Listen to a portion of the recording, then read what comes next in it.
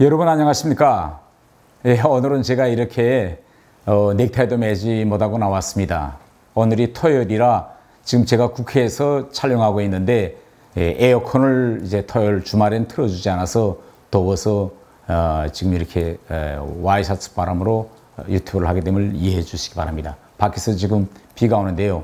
여러분들도 아시다시피 오늘은 스승의 날입니다. 제가 지금 이 시간에는 국민대에서 박사과정 수업을 듣고 있어야 할 시간인데 갑자기 코로나 상황이 발생해서 대면 수업이 취소됐습니다. 원래 오늘 교수님들께 우리 원어들이 감사와 존경의 마음을 담아서 카네이션도 준비하고 다 준비했었는데 갑자기 대면 수업이 취소됐습니다. 그래서 오늘 스승의 날을 맞아서 이번 학기 북한법을 강의하시는 박정원 교수님, 과거 청산연구법을 강의하시는 한명섭 교수님, 국세기본법을 강의하시는 안경봉 교수님, 민법 총칙을 강의하시는 홍윤선 교수님께 이렇게 유튜브를 통해서 인사드립니다. 그리고 정식 감사 인사는 혹시 다음 주에 코로나 상황이 풀려서 대면 수업이 가능하면 그때 다시 인사드리도록 하겠습니다. 이외에 지난해에 저희 석사과정을 잘 이끌어 주신 국민대의 모든 교수님들께 감사의 인사를 드립니다. 하나라도 더 가르쳐 주시려고 애쓰시는 교수님들의 열정에 비하면 제가 많이 부족하지만 최선을 다해서 열심히 배우겠습니다. 오늘 제 주변에서 많은 분들이 저한테 북한에도 스승의 날이 있는가 라고 많이들 물어보셨습니다. 여러분, 북한에는 스승의 날은 없고 교육절이 있습니다. 또 이 교육절에 생겨난 배경이나 성격을 보면 우리의 스승의 날과는 거리가 멀습니다. 북한의 교육절은 김일성이 1977년에 사회주의 교육에 관한 태제를 발표하면서 만들었습니다.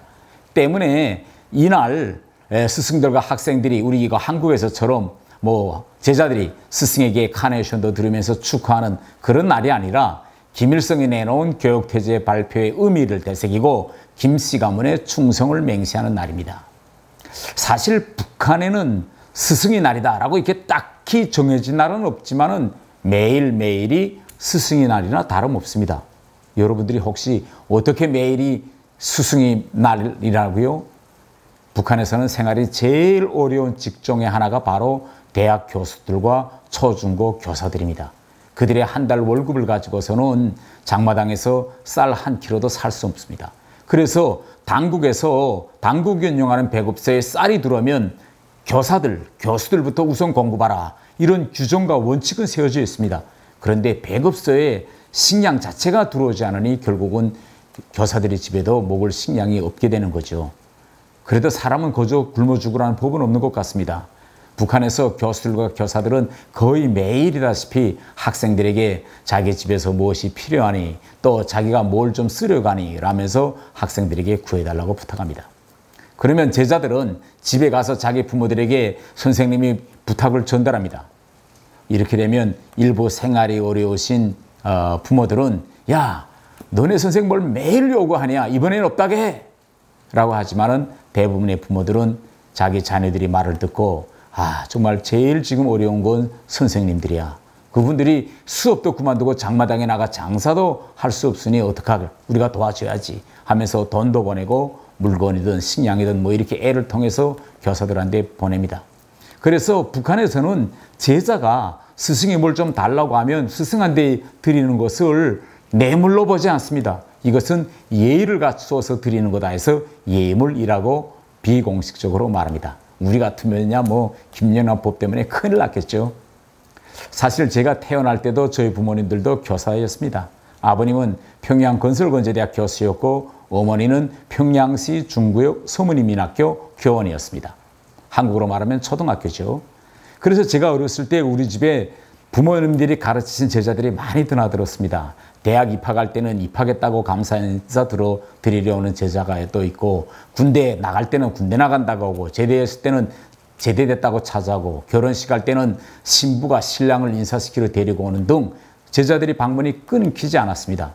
한국에서처럼 카네이션 꽃을 들고 찾아오지 않고 자기 집에 있는 채소나 달걀, 마늘 이런 거 또 떡, 닭고기 이런 음식을 들고 오기도 합니다.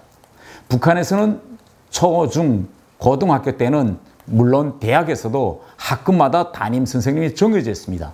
그리고 입학해서 졸업할 때까지 몇 년 동안 담임이 잘 바뀌지 않습니다. 그래서 사실 사제관계는 한국보다도 북한에서 더 끈끈하다고 볼 수 있습니다.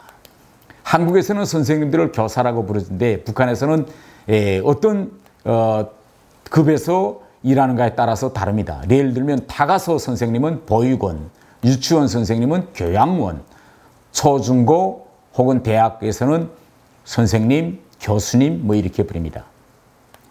제 인생에서 제일 남은 선생님은 북한 말로 인민학교죠. 한국에서는 초등학교인데 초등학교 담임 선생님이셨습니다. 제가 초등학교 들어갔을 때 사범대학을 갓 졸업한 21살의 아주 예쁜 그런 선생님이셨는데 처음에는 우리 학급 애들이 여자 선생님이라고 얕보고 부모님들께는 학교 간다 하고 그리고 친구들이 가방을 메고 모란봉에 올라가서 놀고 학교도 안 나가고 그렇습니다. 그럴 때마다 선생님은 우리를 찾아서 모란봉까지 와서 다 데리고 학교에 끌고 가서 교실 앞에 이렇게 쭉 세워놓고 바식가랭이 다 올리세요 라고 바식가랭이 올리고 하고 순서대로 북한에서 수업할 때 쓰는 이 지시봉이 있습니다. 지시봉으로 이 종아리를 내리쳤습니다. 사랑의 처리를 드신 거죠. 그때 저희들이 매를 맞으면서도 너무 아파서 다시는 이거 학교를 뜯고 먹지 않겠다 라고 했지만은 또 약발은 오래가지 못하고 며칠 지나면 또 아침에 모란봉에 올라가곤 이렇게 했습니다. 그럴 때도 선생님은 한 번도 어기지 않고 우리를 잡으러 와서 늦게까지 공부시켜서 숙제까지 시켜서 보내곤 했습니다. 지금 와서 돌이켜보면 선생님의 그런 피타는 노력이 있었기에 제가 학교를 최고등으로 졸업할 수 있었던 것 같습니다. 혹시 여러분들 중에는 제가 지난해에 출간한 이 태용호의 서울 생활 이 책을 읽어보신 분들이 계시는지 모르겠습니다만 방금 제가 이야기한 제 선생님에 대한 스승에 대한 내용이 바로 이 책 121페이지 수업 뜯고 먹은 날 21살의 선생님은 내 종아리를 때렸다에 다 나옵니다. 제 나이 50대 후반에 지금 북한을 떠나서 남한에서 이렇게 스승의 날을 맞고 보니 옛 스승들이 생각나서 절로 눈물이 납니다. 자, 그럼 오늘 스승의 날 이야기는 여기까지로 하겠습니다. 다음 시간 또 찾아뵙겠습니다. 스승님들 감사합니다.